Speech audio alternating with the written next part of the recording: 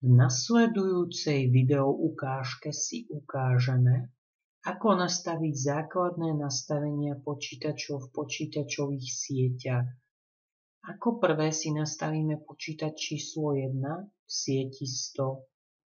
Klikneme na počítač číslo 1, prejdeme na pracovnú plochu a tam si zvolíme nastavenie IP adresy. Klikneme si na nastavenie IP adresy, uistíme sa, či máme zapnutú voľbu statickej IP adresy a napíšeme danú IP adresu.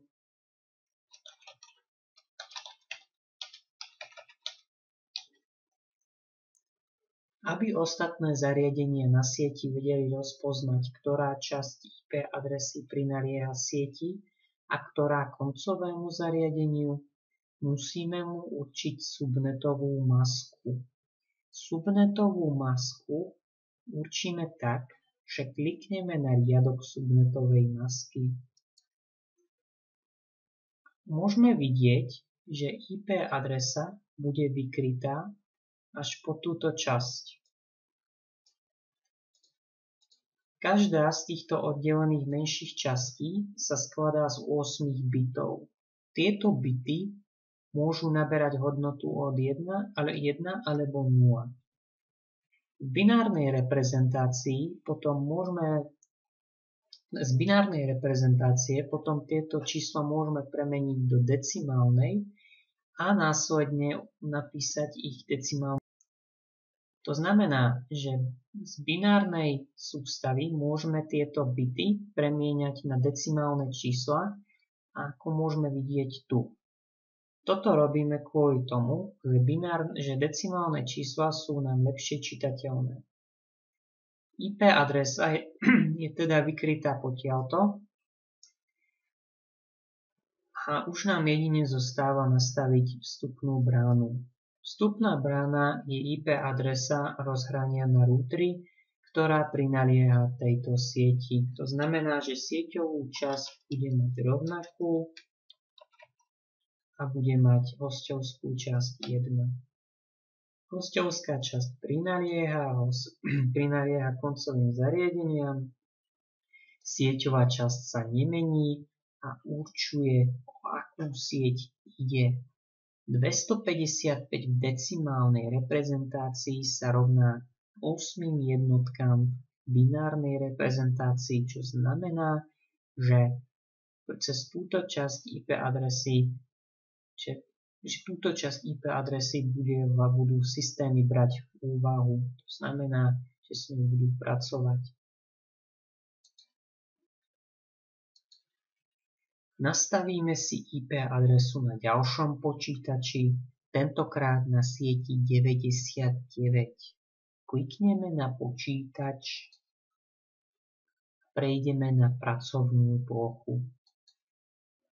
Klikneme na nastavenie IP a napíšeme IP adresu.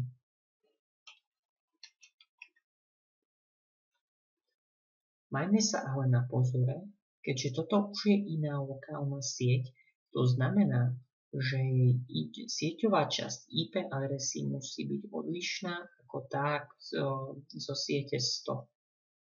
Hosťovské číslo už ale môžeme priradiť podľa ľubovôle od 1 do 254. Znova zaklikneme subnetovú masku, aby systémy vedeli, ktorá časť patrí sieti a ktorá koncovým zariadeniam. Toto je sieťová maska triedy C. Znamená, že umožňuje existenciu 255 koncových zariadení. Napíšeme ešte IP adresu vstupnej brány. Tá bude vyzerať nasledovne. Má teda rovnakú sieťovú časť IP adresy ako ostatné zariadenia na sieti 99, s tým, že priradzujeme mu hosťovské číslo 1.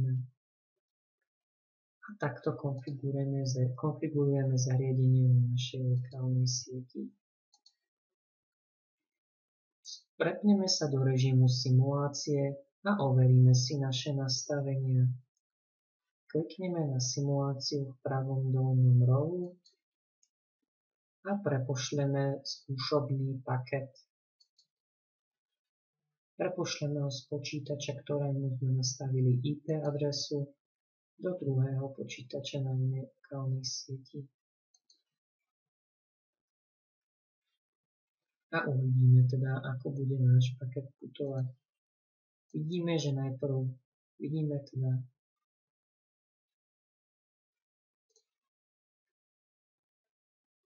ako prvé musíme najprv zistiť MAC adresu ďalšieho zariadenia, ale ak sa teda presunieme ďalej už priamo k ICMP echu, môžeme vidieť, že naše prepojenie funguje.